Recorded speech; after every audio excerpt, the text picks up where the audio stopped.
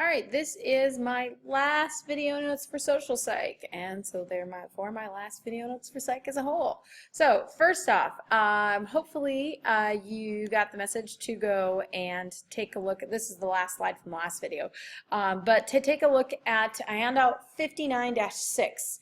59-6 is looking at altruism, and so this is looking at basically why do people volunteer? Because altruism and being altruistic is basically helping others, right? And putting others before yourself. And so that includes volunteering. Now, not all the time does that actually work, because obviously if there are, for example, other people around, called the bystander effect, we are much less likely to help people. But this handout is looking at why do we volunteer. So I wanted to give you the scoring here. And so the scoring is basically once you go and rate each statement, and there's 30 statements, as to whether or not it applies to you, then you're supposed to go through, and for each reason for volunteering, there are 6 reasons, by the way: values, understanding, enhancement, career, social, and protective. You are then going to take your score for these 5 items, for example, for values, and add them all up and divide by 5. You're finding the mean score.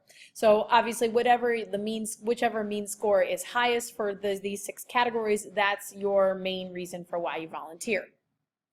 Now, that all fits into this idea of, for example, you can take a look at a couple of things as far as why we volunteer. For example, the social exchange theory is this idea that we are always looking to try and maximize the benefits and minimize the cost. So we volunteer when it's easy for us. So for example, for me, I used to volunteer in high school quite a bit, but then, you know, life gets in the way, and now my volunteering consists of what's easy for me because, hey, it's doing the stuff that fits with my kid's schedule. So for example, I'm my daughter's Girl Scout leader, right? Because, hey, I'm going to take her to Girl Scouts anyway. So, you know, well, I could be the leader and therefore I'm volunteering. Or my husband is our boys' soccer coaches. Okay, again, the benefits outweigh the cost. If he didn't volunteer to be one of the coaches, in some cases, sometimes there wouldn't be a coach, right? You could also talk about reciprocity. Reciprocity kind of fits in a little bit with this, and being able to keep in mind that you are more likely to help and help somebody that has you've really seen the benefits from before. So it doesn't have to be that exact person, but for example, I've had people that talk about that they volunteer to tutor other people because, hey, they've had a tutor before, may not have been the same subject, but you know, now they can go and give back.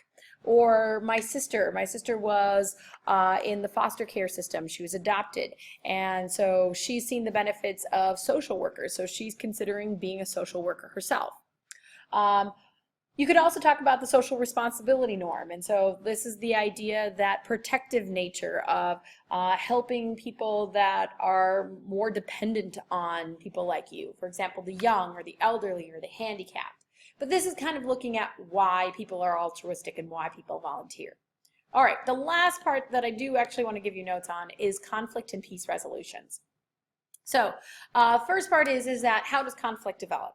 Well, conflict develops because of 1 or 2 reasons. So first of all, we sometimes fall into this social trap where you sometimes are looking out for yourself rather than the group, and so then as a result, you harm both of yourselves. So for example, there's a couple of examples. So if you've ever watched any crime drama, right, where you know, it's police drama where they're interviewing 2 suspects, right, and the police think that they know that both of these suspects did the crime, whatever that may be, but they don't have solid evidence, and so they need somebody to confess. So they're trying to convince both sides confess, and they say, you know, well, hey, if you confess before your partner over there in the other room confesses, you get a lighter sentence, right? Or if no one confesses, no one goes to jail, right? Another example, in class we played a missile game where I had students in groups. And so each group was a different country, and each country had the potential to be able to make 6 missiles. Unbeknownst to them, they're working they're working in competition with another group.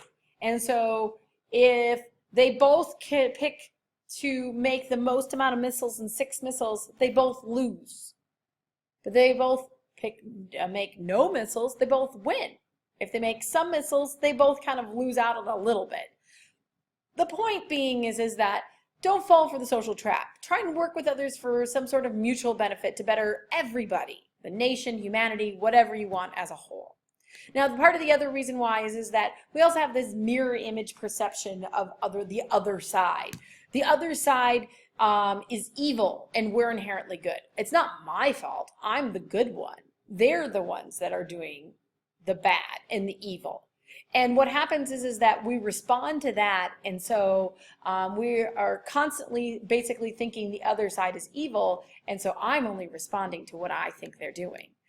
For example, with George Bush and Saddam Hussein. George Bush once said that Saddam Hussein was a wicked pharaoh, but Saddam Hussein has said about George Bush that he's evil. Both sides felt that they were right, and the other side was evil. Right? We have this diabolical image of each other. So these two things kind of lead to conflict in the first place. So how can you resolve it?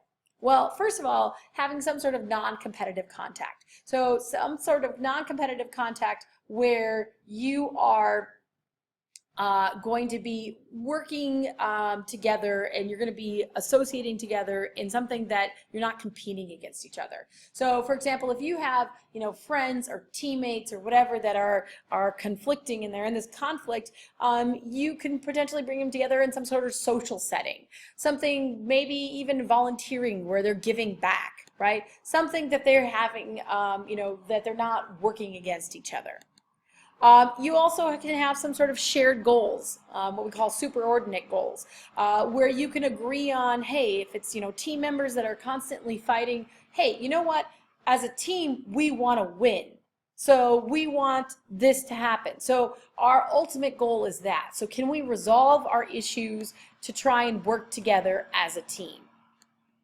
Sometimes you need a mediator, so sometimes mediators are important to help foster communication, because sometimes, that recognizing the shared goals and recognizing that, you're working together, sometimes you need that help in opening that communication. And lastly, you can have what we call GRIT. GRIT is the Graduated and Reciprocated Initiatives in Tension Reduction. That's what it stands for. But basically what happens is that you have the two parties sit down and recognize those mutual interests, so those shared superordinate goals, but then they each kind of, somebody has to start it, but they each kind of do some sort of small pacifying act, which is then reciprocated by the other side. So for example, if you're talking about two countries in a nuclear arms race, right, maybe they can get together and they can agree that they want to promote growth as a country, and they want peace as a whole, right? So that's their shared goal, right? Their mutual interests. And to start off as a pacifying act, maybe one side will admit, oh well, this is how many nuclear weapons we have. Okay, well then maybe the other side will reciprocate and say, this is how many nuclear weapons we have. And then it goes back and forth, and so it increases. And so maybe now that we both admitted it, maybe now we can, discuss, okay, well now we will agree that we're not going to develop anymore. All right, well the other side will agree we're not going to develop anymore. And it keeps going back and forth to the point of reducing tensions, and it's going to trying to solve conflict. Now, obviously, in that case, you may need that mediator to be able to kind of prompt and promote those pacifying acts, but that's basically how GRIT works. All right, that is it. That is done. I am done with social psych, and I'm done with video notes. Let me know if you have any questions.